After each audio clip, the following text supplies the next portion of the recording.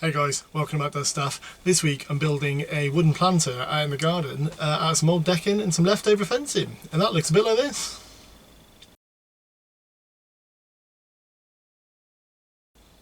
So if you like the look of that, stick around. And remember, while this intro is on, drop me a like, subscribe to my channel.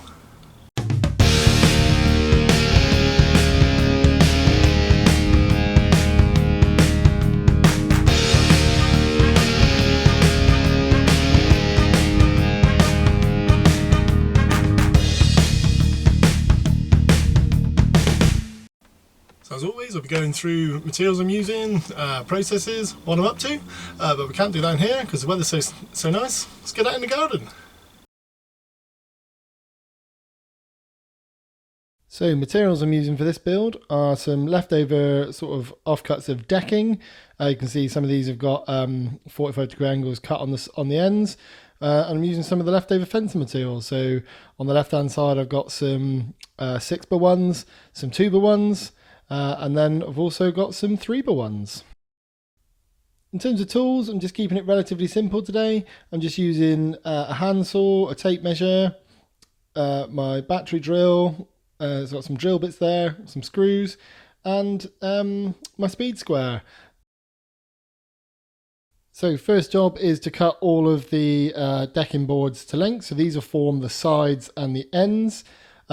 I've got a position in my garden in mind, so I'm cutting mine to about 1.2 meters.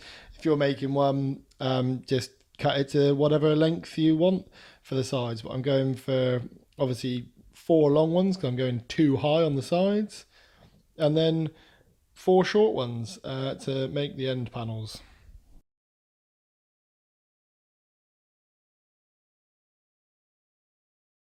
Also cut in some 2x1s. Now these are going to be used to fix all of the sides together. So I'm cutting these to the height of 2 decking boards because they'll go upright in the planter. And with those 2x1s cut, I can start the assembly. I've pre-drilled the 2x1s and put some screws in, and I'm just using those to connect the two, like each of the sides together. And then I can screw in the end panels as well. For the base, I'm not using decking. I'm going to be using some of the 6x1s, but in order so there's somewhere for those to sit, I'm just putting this rail across the bottom. And again, I'm just using some 2x1s for that, and I'm pre-drilling and screwing it on. And with those side panels made up, I can just screw it all together to make one box.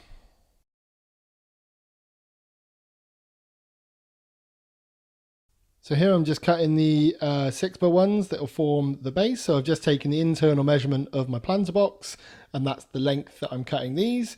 I'm not making it so that each of the, so that I get a complete surface in the bottom. I want some gaps because I want to put some drainage holes in later for the water to drain out. And I'm just affixing those onto the rails I put in earlier with some screws.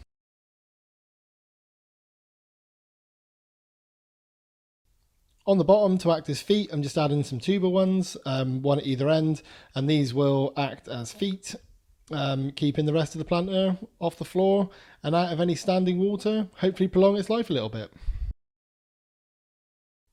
Essentially, at this point, you could consider that the planter is complete if you're happy with the way that the edges look. I decided that I didn't like this look. If I was using my power tools, I could have gone for a mitered edge on the end of these so that I had a continuous decking all the way around. But instead, I'm using some 3x1s just to cover the edges over, and I'm cutting those to length and just screwing them on.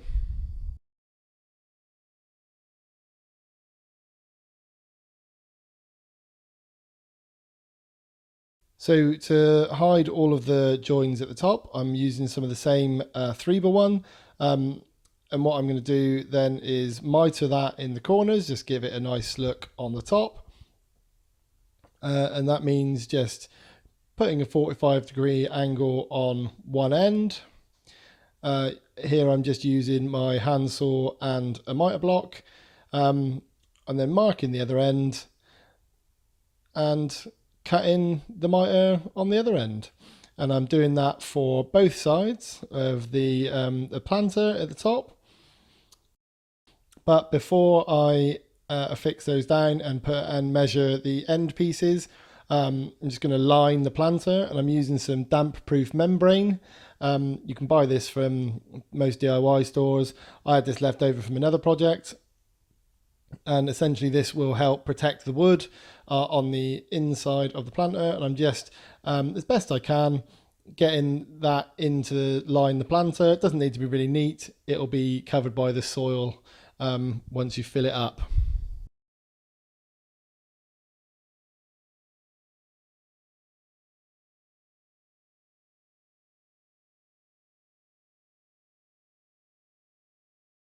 Once I'm happy that I think I've lined it as best I can, I'm just using a Stanley knife to trim the edges. It doesn't need to be neat. All these edges will be covered by the wood on the top anyway. So with the planter lined, I could then put on the two mitered edges that I just cut earlier, and that'll mean then that I can use that to mark and cut the end pieces and screw those in to complete the frame for the mitre. With the top edge complete, all that's left to do is to poke some holes in the lining, because otherwise we've just created a swimming pool and we want the soil to be free draining. So in those gaps I left in between the boards at the bottom, I'm just poking loads of holes. That is essentially planter complete. You can go on now to plant whatever you want in this, either flowers, herbs. You could even use it for vegetables. I'm actually using it for herbs.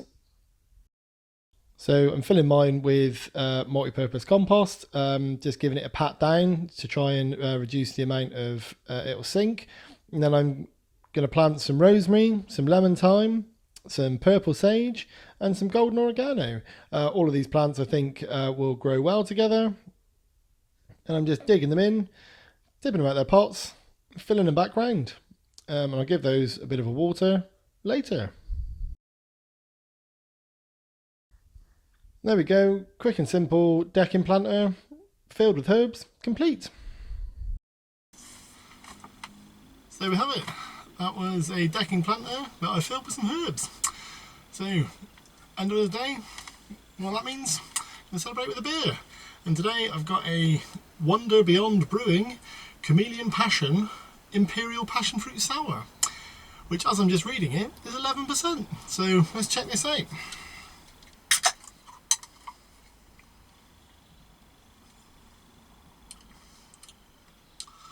That is sour. Anyway, you stay safe, get some stuff done.